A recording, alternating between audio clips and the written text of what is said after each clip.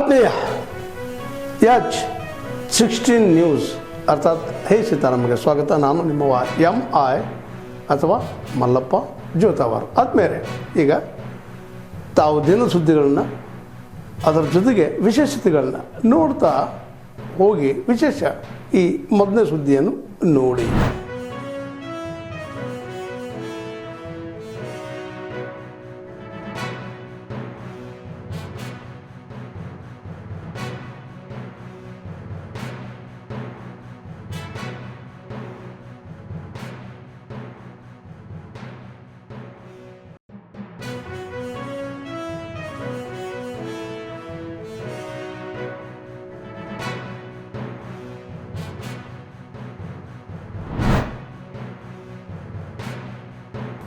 April 16 ನಾಳೆ ದಿನ ನಾವು ಆಚರಣೆ ಮಾಡಲಿಕ್ಕೆ ಇಡೀ ರಾಜ್ಯದ ಎಲ್ಲ ಜಿಲ್ಲೆಗಳಿಗೆ ತಾಲೂಕುಗಳಿಗೆ ಭಾರತೀಯ ಜನತಾ ಪಕ್ಷದ ವತಿಯಿಂದ ಸೂಚನೆಯನ್ನು ಕೊಟ್ಟಿದೆ.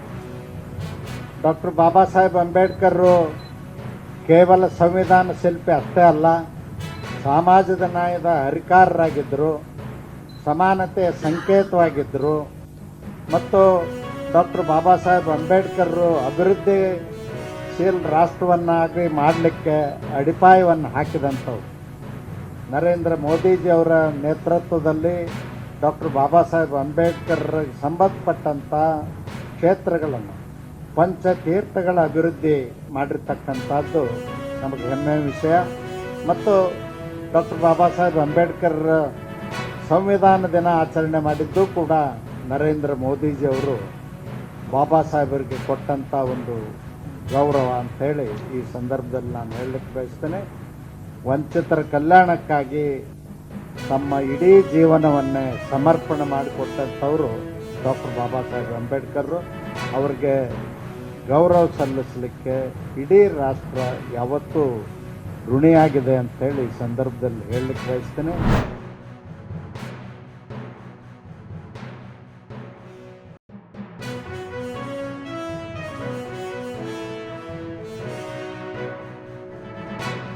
ನಾರಿ ಶಕ್ತಿ ಅಧಿನಿಯಮಕ್ಕೆ ಜಯವಾಗಲಿ. ನಾರಿ ಶಕ್ತಿ ವಂದನ ಅಧಿನಿಯಮಕ್ಕೆ. ಎಲ್ರಿಗೂ ನಮಸ್ಕಾರ. ಇವತ್ತು ದೇಶ ಹೆಮ್ಮೆ ಪಡುವಂತಹ ಕಾರ್ಯಕ್ರಮ ಆರಂಭ ಆಗಿದೆ. ಕ್ಷೇತ್ರದ ಸಂಸದೆ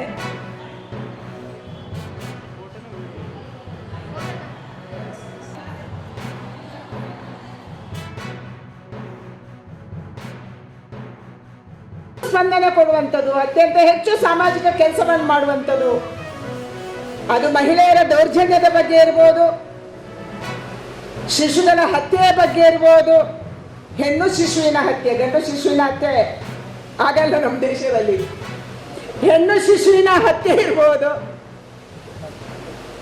ಅಥವಾ ಡೊಮೆಸ್ಟಿಕ್ ವೈಲೆನ್ಸ್ ಸಂದರ್ಭದಲ್ಲಿ ಇರ್ಬೋದು, ಸ್ಕೂಲಿಗೆ ಹೋಗುವಂತ ಚಿಕ್ಕ ಮಕ್ಕಳನ್ನ ಅತ್ಯಾಚಾರ ಮಾಡುವಂತ ಸಂದರ್ಭದಲ್ಲಿ ಇರ್ಬೋದು. ಈ ದೇಶದಲ್ಲಿ ಅತ್ಯಂತ ದೊಡ್ಡ ಧ್ವನಿ ಎತ್ತಿದವರು ಅಂತಂದ್ರೆ ನಮ್ಮ ದೇಶದ ಮಹಿಳೆಯರು ಮತ್ತು ಹಲವಾರು ಪ್ರಮುಖ ಮಹಿಳೆಯರು. ಪೈಲಟ್ ಆಗ್ತಾಳೆ, ವಿಜ್ಞಾನಿ ಆಗ್ತಾಳೆ, ಮಿಸೈಲ್ ಅನ್ನ ಹಾರಿಸುವಂತ ಸಂದರ್ಭದಲ್ಲಿ ಕೂಡ ಇವತ್ತು ಇಸ್ರೋದಲ್ಲಿ ಮುಂಚೂಣಿಯಲ್ಲಿರುವಂತವ್ರು ಯಾರು ಅಂತಂದ್ರೆ ಅದು ಮಹಿಳೆಯ ವಿಜ್ಞಾನಿಗಳ ತಂಡ.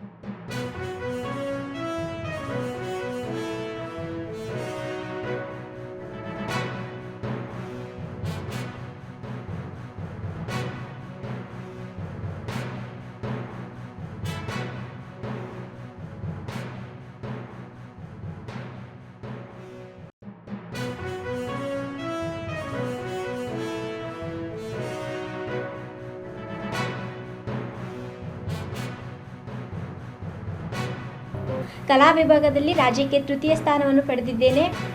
ನಾನು ಇಷ್ಟು ರಿಸಲ್ಟ್ ಮಾಡೋದಕ್ಕೆ ಮುಖ್ಯವಾಗಿ ಕಾರಣವೆಂದರೆ ಮನೆಯಲ್ಲಿ ನಮ್ಮ ತಾಯಿಯವರು ಮತ್ತು ಅಣ್ಣನ ಸಪೋರ್ಟ್, ಹಾಗೆ ಕಾಲೇಜಲ್ಲಿ ನಮ್ಮ ಎಲ್ಲ ಲೆಕ್ಚರ್ಸ್ ಕೂಡ ತುಂಬ ಚೆನ್ನಾಗಿ ಪಾಠ ಮಾಡ್ತಾಯಿದ್ರು. ಅವ್ರು ಯಾವ ರೀತಿಯಾಗಿ ಪಾಠ ಮಾಡ್ತಿದ್ರು ಅಂದರೆ ನಾವು ಏನೇ ಡೌಟ್ಸ್ ಇದ್ದರೂ ಅವ್ರು ನಮಗೆಲ್ಲ ಕ್ಲಿಯರ್ ಮಾಡ್ತಾಯಿದ್ರು ಮತ್ತು ನಮಗೆ ಯಾವಾಗಲೂ ಬರೆಯೋದನ್ನು ಪ್ರಾಕ್ಟೀಸ್ ಮಾಡ್ತಾಯಿದ್ರು. ಪ್ರಥಮ ಸ್ಥಾನ ಪಡಿಬೇಕು ಅನ್ನೋದು ನಮ್ಮ ತಾಯಿಯವರ ಆಸೆಯಾಗಿತ್ತು. ಅದಕ್ಕೆ ನಾನು ಓದಿದೆ. ಇವಾಗಿಷ್ಟು ಅಂಕಗಳನ್ನು ಪಡೆದಿದ್ದೇನೆ. ತುಂಬ ಖುಷಿ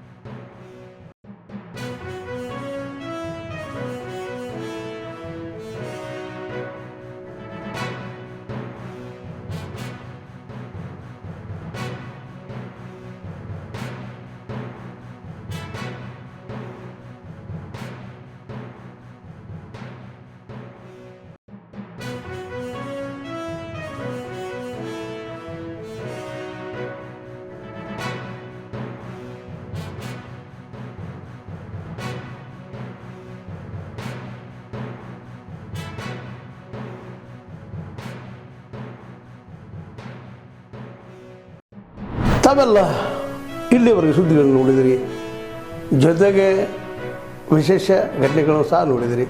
ಅದು ನಿಮಗೇನು ಅನ್ನಿಸ್ತು?